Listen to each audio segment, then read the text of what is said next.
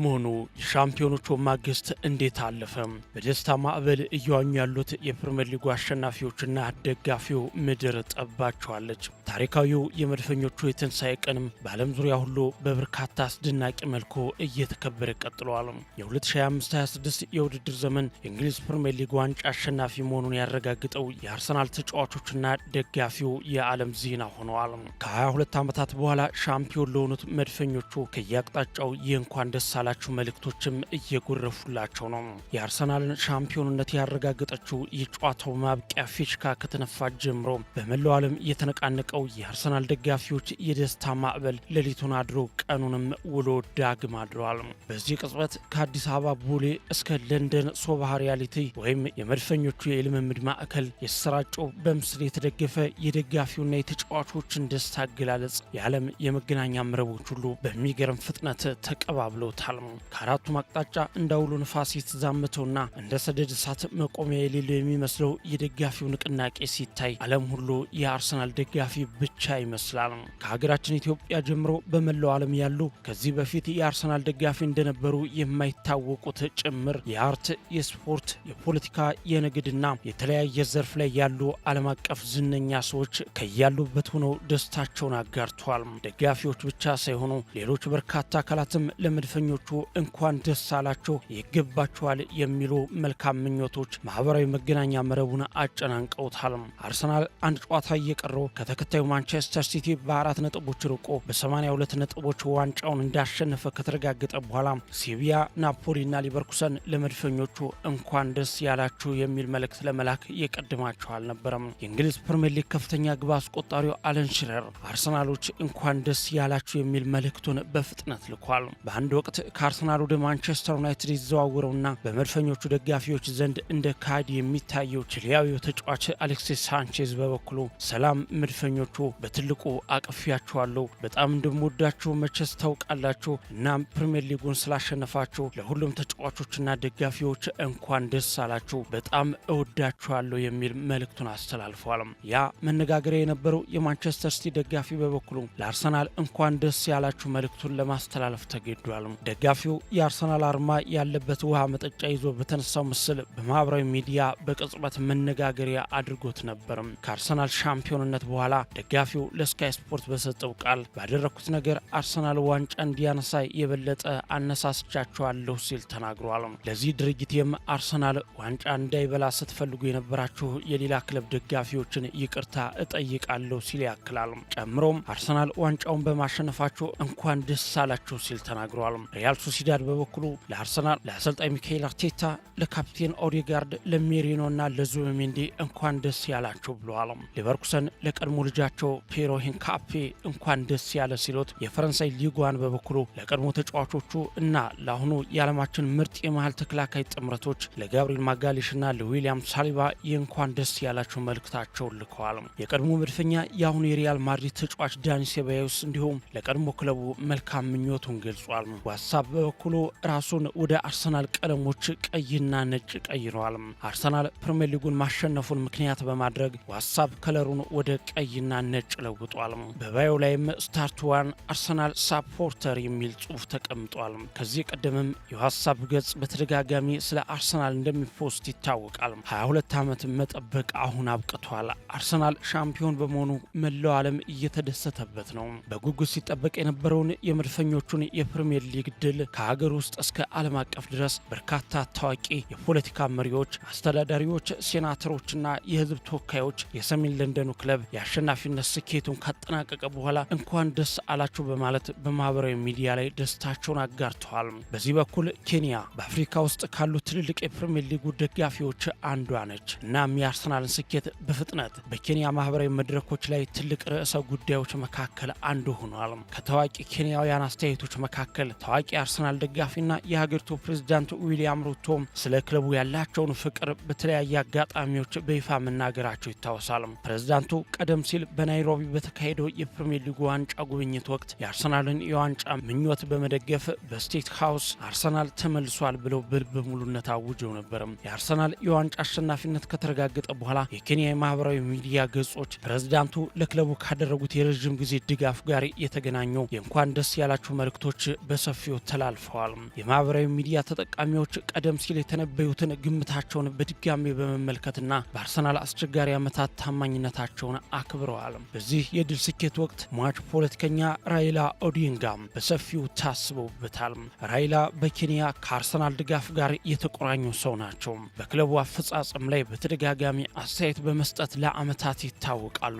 ይህ በእንዲህ እንዳለ በናይሮቢ የሚገኙ የአርሰናል ደጋፊዎች የዋንጫ አሸናፊነቱን ለማክበር አደባባይ በስኬት ከውነዋል። በበርካታ የአፍሪካ ሀገራችን ኢትዮጵያን ጨምሮ የአርሰናልን የዋንጫ ድል ለማክበር እንግሊዝ ለንደን ላይ ከታየው የሰው ማዕበል በላይ አስተውለናል። ማንቸስተር ሲቲን ነጥብ አስጥለው አርሰናልን ሻምፒዮን ያደረጉትና ለራሳቸውም የአውሮፓ መድረክ ተሳታፊነታቸውን ያረጋገጡት በርንማውዞች በበኩላቸው በገጻቸው ላይ ግቧን ያስቆጠረውን የክሩፒን ፎቶ ተጠቅመው አውራጣታቸውን ወደ ላይ ቀስረው ጫረው በሚል ምልክት አብሮነታቸውን ገልጸዋል። በነገራችን ላይ በርንማውዝ ለአውሮፓ መድረኮች ሲበቃ በክለቡ የ127 ዓመታት ታሪክ ውስጥ ለመጀመሪያ ጊዜ ነው። ይህ እንዲሆን ደግሞ የክሩፒ አይነቱ ጀግና አስፈልጓቸው ነበር።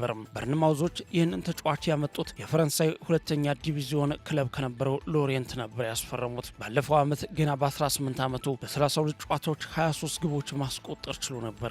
ዘንድሮ ደግሞ ገና በመጀመሪያው የፕሪሚየር ሊግ ዘመኑ 13 ግቦችን ከመረብ ማዋሃድ ችለዋል። የ19 ዓመቱ ፈረንሳዊ ታዳጊ ኮከብ ኤሊ ጁኒየር ኤሪክ አናቶል ራይንሃ ክሩፒ ካሳለፈው ምርጥ የውድድር ዓመት አንጻር ምናልባትም በዚህ ዓመት የዓመቱ ምርጥ ወጣት ተጫዋች ተብሎ ሊመረጥ ይችል ይሆን? ስለ ወጣት ተጫዋቾች ካነሳን ደግሞ አንድ አስገራሚ ብላቴና ጠቅሰን ማለፍ ግድ ይለናል። እሱም የመድፈኞቹና የእንግሊዝ ብሔራዊ ቡድን እንዲሁም የወደፊቱ የእግር ኳሱ ዓለም ተስፋ የሆነው ማክስ ዶማን ነው። ይህ ሰው ገና በ16 ዓመቱ የፕሪሚየር ሊጉን ዋንጫ በማንሳት አዲስ ሪከርድ አስመዝግቧል። በተጨማሪም በጂነስ ቡክ ላይ የተመዘገበ ተጫዋች ሆኗል። ቪክቶር ዮኬሬሽ በበኩሉ በተከታታይ 3 ዓመታት የሊግ ዋንጫዎችን ማሸነፍ ችሏል። ሁለቱ በፖርቹጋል ሊግ በስፖርቲንግ ሊዝበን የተመዘገቡ መሆናቸው ዘነጋም። ካይ ሃቨርትዝ፣ ኬፓ አሪዛባላጋና ኑኑ ማዱኬ ቸልሲን ለቀው ወደ አርሰናል ከተቀላቀሉ በኋላ የፕሪሚየር ሊጉ አሸናፊ ሆነዋል። ሌላው ምናልባት እዚሁ ጋር ተያይዞ በመድፈኞቹ ቤት የተሰማው ሰበር ዜና ደግሞ ግብ ጠባቂው ኬፓ አሪዛባላጋ ሙሉ መስፈርቱን ባለማሟላቱ ምክንያት የሊጉ የአሸናፊነት ሜዳሊያ እንደማይሰጠው ይፋ ተደርጓል። የሆነ ሆኖ አሁን ላይ በአሰልጣኝ ሚካኤል አርቴታ የሚመራው አርሰናል ከ22 ዓመታት በኋላ ለ14ኛ ጊዜ የእንግሊዝ ፕሪሚየር ሊግ ዋንጫን አንስቷል። የዋንጫው ብቸኛ ተፎካካሪ የነበረው ማንቸስተር ሲቲ ሁለተኛ እንዲሁም ማንቸስተር ዩናይትድ ሶስተኛ ደረጃን በመያዝ የውድድር ዓመቱን ማጠናቀቃቸው ተረጋግጧል። ተወዳጁ የእንግሊዝ ፕሪሚየር ሊግ የዘንድሮ የውድድር ዘመን የፊታችን እሁድ ይጠናቀቃል። በዚህ ሰዓትም የአምስቱም ታላላቅ የአውሮፓ ሊጎች ዋንጫ ማረፊያቸው ሙሉ ለሙሉ ታውቋል። ፕሪሚየር ሊጉን አርሰናል፣ ላሊጋውን ባርሴሎና፣ ሴሪያውን ኢንተር ሚላን፣ ቡንደስሊጋውን ባየር ሙኒክ እንዲሁም የፈረንሳይ ሊጓንን ፒኤስጂ ነግሰውበታል። በቀጣይ አንድ የቀረ ግዙፍ የክለቦች ዋንጫ አለ። እሱም ቻምፒዮንስ ሊጉ ሲሆን ይህም በአርሰናልና በፒኤስጂ መካከል ከ9 ቀናት በኋላ ይደረጋል።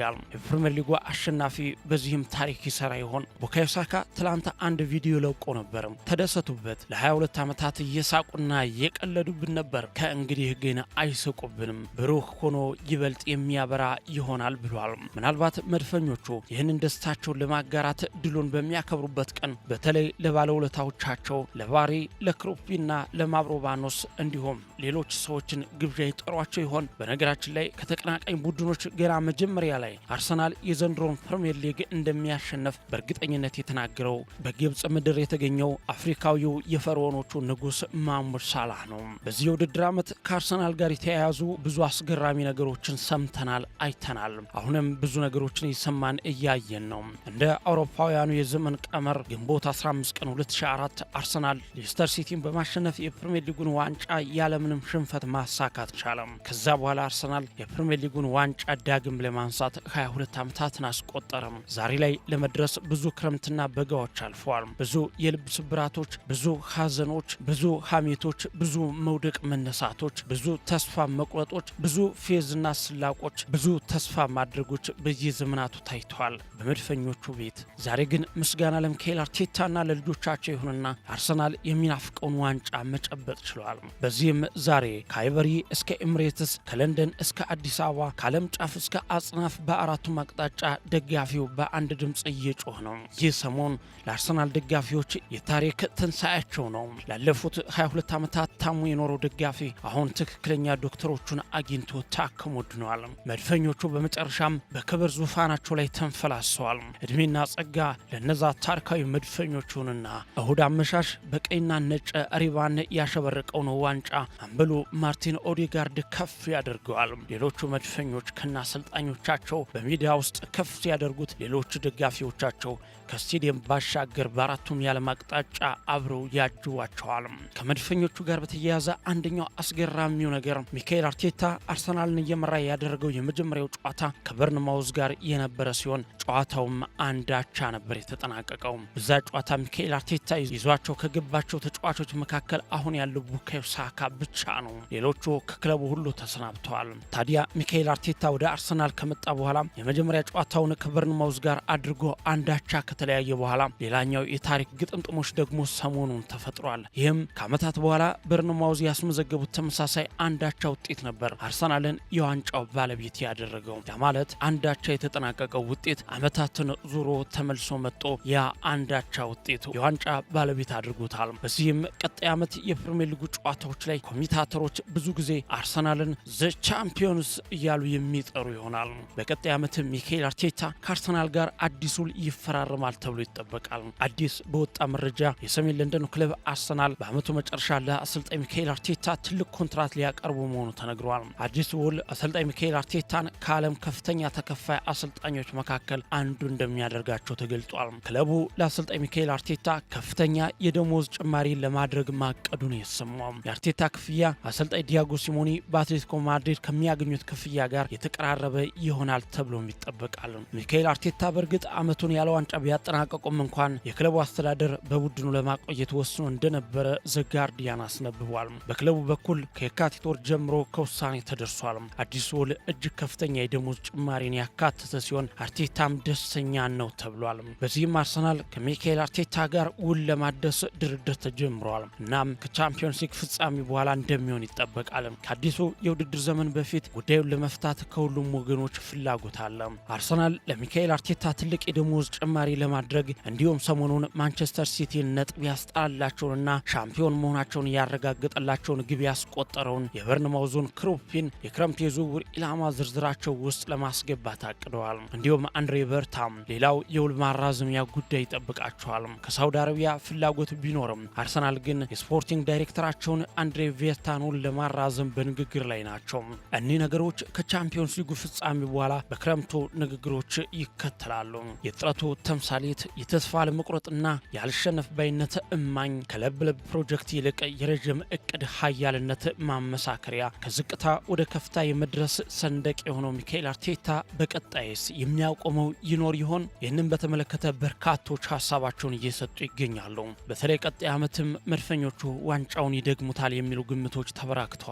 ይህንን በተመለከተ ዝነኛው የትዊተር ኤአይ ግሮክ እንዲህ ይላል። በእኔ ግምት አርሰናል የሚቀጥለውንም ዓመት የእንግሊዝ ፕሪሚየር ሊግ ያሸንፋል። ለአሸናፊነት የምመርጠውም አርሰናልን ነው ይላል። ግሮክ ኤአይ የሚቀጥሉትን 5 ዓመታት የፕሪሚየር ሊጉ አሸናፊ ግምትን ሲያስቀምጥም የ2027 አርሰናል፣ የ2028 አርሰናል፣ የ2029 ማንቸስተር ሲቲ፣ የ2030 አርሰናል፣ 2031 ደግሞ ቼልሲ ያሸንፋል ሲል ተንብዮአል። የሆነ ሆኖ ወደ አዲሱ ባለ ታሪክ እንምጣ። የዘንድሮ የፕሪሚየር ሊጉ አሸናፊ አርሰናል የዋንጫ ድሉን ከደጋፊው ጋር በጎዳና ላይ እንደሚያከብር አስታውቋል። መድፈኞቹ እሁድ ግንቦት 23 2018 ዓ.ም ከደጋፊው ጋር ድላቸውን ለማክበር አደባባይ እንደሚወጡ ገልጸዋል። አርሰናል የድል የጎዳና ላይ ክብረ በዓል ዝግጅታቸውን ከሻምፒዮንስ ሊግ ፍጻሜ ጨዋታ ማግስት አድርገዋል። አርሰናል ቅዳሜ ግንቦት 22 ቡዳፔስት ላይ ከፒኤስጂ ጋር ተጠባቂ ቻምፒዮንስ ሊግ ፍጻሜ ጨዋታውን ያደርጋል። በዚህስ ምን ይፈጠር ይሆን? ምናልባት አዲስ ታሪክ ይመዘገባል ወይስ መድፈኞቹ ለቀጣይ ዓመት የሚያስተምራቸውን ውድቀት በአምናው ሻምፒዮን ይቀምሱ ይሆን? ወይስ ደግሞ ጣሪያ የነካውን ጀብደኝነታቸውን እንዲሁም ደግሞ የደጋፊውን ማዕበል ወደ ሌላ ተአምር ይቀይሩት ይሆንም? በጉጉት የሚጠበቅ ሲሆን እስከዚያው በቸር ያቆየን እላለሁ። መኮንን አልማው ነበርኩ። የነገ ሰው ይበለን። And he has crashed it into the back of the net. It's Brazilian. It's quite brilliant from Antoine.